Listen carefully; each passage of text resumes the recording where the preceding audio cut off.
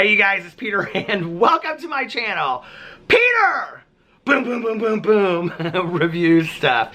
And I honestly did not think that I would be doing a review from the hotel room. I am in my hotel room in San Diego, California. Well, I actually did know that I was gonna do a review from the hotel room because I'm gonna do a review of the entire hotel and of the hotel room and everything.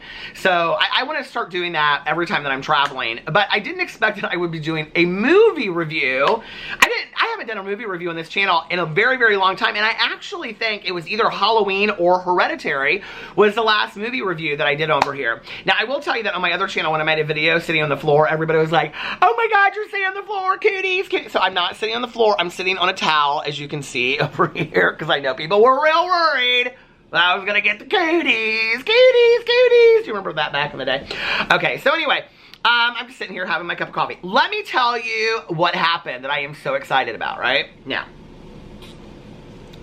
one of my favorite things about going on vacation, that was a pause, a long pause for a Peter Monn video.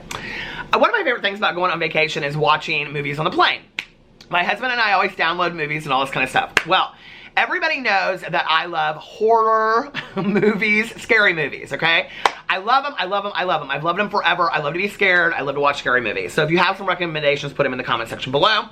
I just went to Horror Hound Weekend with my friends Jason and Melissa. I had a fantastic time. I sat and listened to the panel of Saw and the panel of Scream. I got to see so many people. I vlogged it. It's over on my vlog channel, Peter Vlogs, if you want to see. It's called Horror Hound Weekend or something like that. So it's from like 2 weeks ago. But anyway, I love to watch scary movies. Well, I have been hearing people tell me that I need to watch what's his last name? Ari Aster's movies. And people just are like, I think that's his last name, Aster. People are like, have you seen Ari Aster's movies? Have you seen Ari Aster's movies? And I'm like, I don't know who Ari Aster is. And they're like, oh, he's the one that directed Hereditary. And I was like, yeah. Well, let me tell you what happened. So, a couple months ago, I think it was like a year ago or something like that, I was, I'm trying to look up something wrong. I'm sitting here doing the review.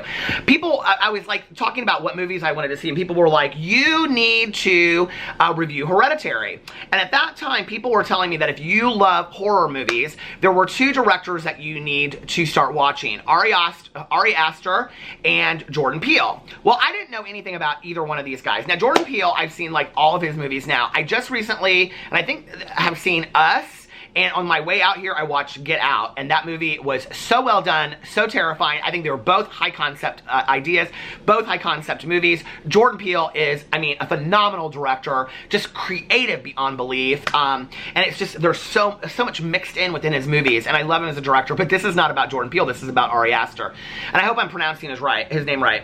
So all these people recommended for me to go see Hereditary. Well, I watched it, and I think I watched it actually on a plane on the way back from some trip that we were going to. Toni Collette is one of my favorite actresses of life. I absolutely love Toni Collette. And I watched her ever since way back in the day with Muriel's Wedding, and I've just followed her career, and I just love her so much.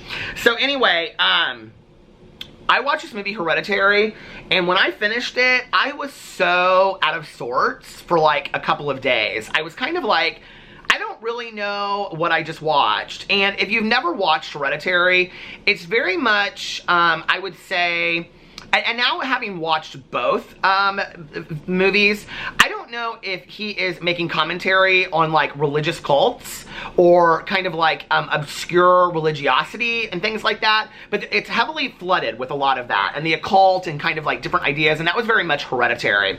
And it was so bizarre, and it was how an entire family was affected by this. And the thing is that, you know, like how when you're watching most movies, they'll like show something happen, but like then they like kind of like at the last one they'll be coming at you, and then they like that. So you don't see the whole thing. He shows the whole thing. So what you don't expect to see, you're like, and you're sitting there seriously and you're watching it and you're like, did I just see that happen? Like, did he really just do that in the like, because you're not expecting it to happen, and then when it does, you're like, what just did that just happen?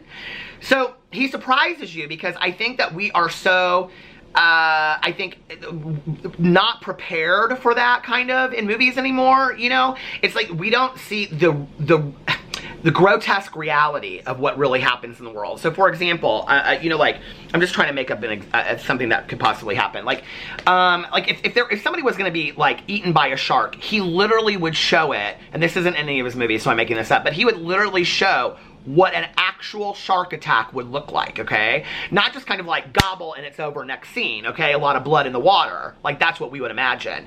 He would literally show it from the person's point of view of getting bit, like an arm being off and like waving your arm around and the shark coming at you and another. I mean, he would literally show, he shows the reality of what's going on in a way that it's kind of like, you're watching it and you're like, it's unsettling. Because you're watching a movie in the fictional, right? But he's filming the movie in the real. And so you don't really know what to do with that. Hereditary, though, was so out there that by the end of it, I just was like, is this really going on? It was so bizarre. It was a mix of Rosemary's Baby, which is interesting because he said, I think I said that in my review, that it reminded me a lot of The Exorcist and Rosemary's Baby, and I went and I read this article about him, and one of his major influences was the movie Rosemary's Baby. So, but his influences were interesting too. They're kind of all over the place. So, one of my favorite things to do when I go on trips, like I said, okay, is to watch movies. Back in the day, I loved to get on-demand movies in the hotel room because you could watch movies that were still out in the movie theater and things like that. And they don't do that anymore. Whenever you go places, they don't do that anymore. And I remember back in the day, I would go to Las Vegas and they would have, you know, like, my ex and I would watch, like, Carla and Connie. Do you remember that movie? And then we would watch, like, Miss Congeniality 2. We watched all these movies that were kind of, like, fun to watch, you know, in a Las Vegas hotel room and all this kind of stuff. But they don't do that anymore, most hotels, right? So, my husband went to a music festival. I opted out of going this weekend.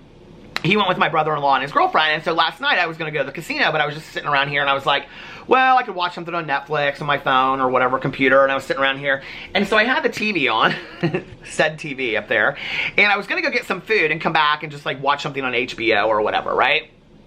By the way, I have been wanting to watch The Mule with Clint Eastwood in so long, and I finally watched it last night. I, like, watched the first, like, 20 minutes of it on the plane on the way here, and then I watched the rest of it last night. You guys, The Mule is such a fantastic movie. It is such a great movie. The message is just so fantastic. You get so many movie reviews in one over here. So anyway, it has this channel over here, and it's like movie previews, right? And so it's like the first channel, and it's like Mario Lopez, and he's like talking about all these different movies. And on there it says, if on-demand, okay, like available where on-demand movies are available. And I'm like, my hotel room's not gonna have on-demand movies, right? So I start scanning through it, and we have on-demand movies in our hotel room. Oh my God, I was so excited, right?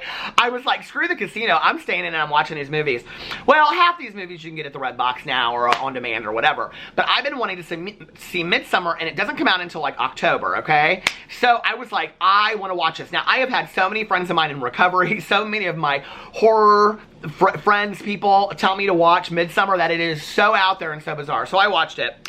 So anyway, let's talk about Midsommar. Here is the thumbnail for it. You guys are like, okay, 8 minutes and 14 seconds to get to that. Yes, it's a Peter Monn reviews video.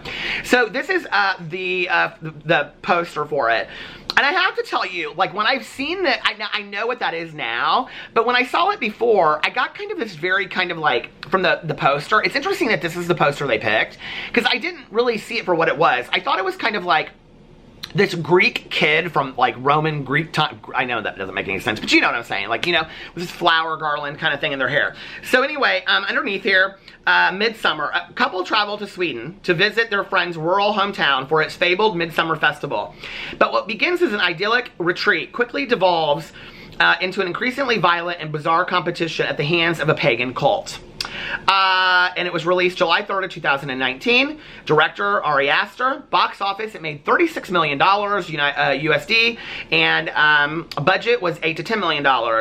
Now, I'm not really sure that I think that that is a fair synopsis for what this movie was about, okay? This movie is about three grad student friends that have planned to go to, one of them is from this town in Sweden that's out in the middle of nowhere. It actually was filmed in Budapest, I looked. And a lot of people are saying that they wish that they had actually released it during Midsommar, that they thought that that would be more appropriate, and it wasn't. So anyway, it's about three grad student, and this isn't going to ruin it for you because this is literally in the first 5 or 10 minutes. Three grad student friends that want to go on this trip. One of them is doing his dissertation on this like town, this like, you don't know anything about it. You don't know that it's a cult ritual. You just know it's Midsommar. You don't even know what that means right at the beginning of the movie. And so the three friends are gonna go, and it starts off with one of them wanting to break up with his girlfriend, and him not really knowing how to break it off with her, and she's got a lot of like mental health issues. You can kind of, they allude to that, and then she has a tragedy that occurs. And so it's about her going as well, and this literally all happens in the first couple minutes of the movie, so this is not spoiling it for you. And then they go over to this thing, and then it becomes very, very bizarre. I don't even really know what to say after having watched the movie. I tweeted that out last night, and I got so many people that were like, do a review on this, do a review on this, do a review on this. And so I was like, well, I'll do a review on this. So anyway, I didn't really know what to think, and I actually, in my vlog last night, I said, I think I'm gonna sleep on it for 24 hours before I maybe do a review on this. And I woke up today and I felt just as kind of, I mean, I told Alex last night when he got home, I was like, I feel kind of like just off, like having watched this movie. Like, I don't know how I feel about it. And the one thing about him as a director is that he leaves these movies just kind of with this inconclusive ending that you don't really know, like, what's happening at the end. Like, there is closure in that a lot of things have happened and occurred, but at the same time, you're like, okay, now what? Like, what happens now? Like, you know what I mean? And it just kind of like ends out of nowhere. And so it's very uncomfortable for the watcher to, you know, watch movies. His movies are very, very uncomfortable. You don't really know what's going on. There's a lot of things that just kind of happen out of the blue. It was interesting because I was just like looking up articles, and it said, Midsommar subliminal dead faces. There are corpse faces hidden throughout Midsommar. And I did not see this. Now, I saw it once in a mirror, but like that was so obvious at the beginning of the movie. Midsommar was a thoroughly frightening movie. Maybe it wasn't quite the carnival of terror that director Ari Aster's debut Hereditary was, but the film, which told the story of 4 American students' trip to Scandinavian sunshine murder cult, definitely packed in the scares. And as if watching an old guy's head, okay, I'm not going to tell it because that's like part of what happens in the movie. I wouldn't call it a murder cult. That's the thing that's weird about it. Like, I think it's misunderstood, right? Like,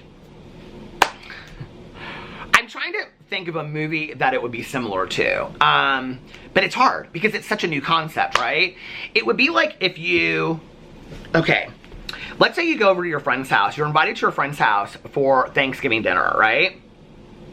And for Thanksgiving dinner every year, they live, let's say, out in the middle of nowhere, I don't know, somewhere in the middle of nowhere, right? And every year, each member of the family is told to bring a friend with them to Thanksgiving dinner, right? And they're extremely welcoming to you, and they treat you really well, and they feed you, and blah, blah, blah, blah, whatever. But what you don't know is that one of you is actually the Thanksgiving turkey, so to speak, right? And that they're gonna hunt and kill one of the guests, and that's who they're gonna serve for Thanksgiving dinner. This would actually be a fantastic idea for a movie. Beast. Maybe it is, and I've seen it somewhere and it's like in my head. But you know, like, what you think it is absolutely not what it is, but like, it's not bizarre to them because it's their ritual, their tradition, even though it's crazy to us, right? Like, to them, they've been doing it for 300 years, so it's not crazy to them. So, like, to some degree, that's what it's like, if that makes sense. It's so uncomfortable, and it's so just like, but the other thing that's weird about this is it is shot so beautifully. It is, I mean, in the natural scenes, the architecture, the flowers, the costuming is just absolutely beautiful throughout the whole movie, that it's unsettling because it's not like, it's not a scary movie that takes place in the middle of the night, you know, being chased out in a cornfield, or, you know, something scary like a dark alley in, like, what's that movie? Oh shoot, what's it called? Why can't I think of it? They've done like 5 of them now with the masks, not the strangers, but you know what I'm talking about. But anyway, the one where they're like, okay. So anyway, but you know, like, it's not something scary like that, okay? It's not a guy walking down the middle of the street from house to house with a big knife like Michael Myers, you know what I mean? It's like, it's out in the middle of daylight where you wouldn't expect evil to reside, but it does, and it's absolutely terrifying. There were some things that I would have done differently. I think that it was longer than it needed to be. It was, what, 2 hours and 18 minutes long. It was really, really long. It didn't feel that long. The pacing, I thought, it was pretty well done, but I thought that it could have been paced faster. I thought it definitely could have been a half an hour shorter. And what was interesting to me is that the last half hour of the movie, like, I thought would be, like, really, really super intense, but there were more intense parts throughout the movie, so it was weird to me how they placed some of these things. I don't know. It could have been, I would have given it, I think I'm going to give it like a 4.2 out of 5. Like, I thought it was really scary. It was really unsettling. I thought it was really beautifully shot. I thought it was kind of an ingenious idea. Do I think it was the scariest movie ever? No. I thought Hereditary was 100 times scarier. And I thought that there were some things that could have been done a little bit differently. And I think, like, the main character, I think her role could have been, at the end, like, she could have been a little bit more responsible for what would have happened, and I think that would have been a scarier result, if that would have made sense. But anyway, you'll have to watch the movie to understand what I'm talking about, so I'm not really spoiling it for you. Anyway, if you've seen this movie, let me know what you think in the comment section below. I don't know how to explain it any more than it's like if you had a nightmare and literally 3 days later it's still in your head, and it's like, I cannot shake this nightmare. What is going on? So let me know what you guys think if you've seen this movie. If you haven't, I definitely would recommend it. If you're somebody that likes scary movies, if you're not, I would stay away from this. There are a lot of very, very graphic scenes. Trigger warning, there are a lot of graphic scenes in this movie. So anyway, I love you guys, and I will see you tomorrow. Bye.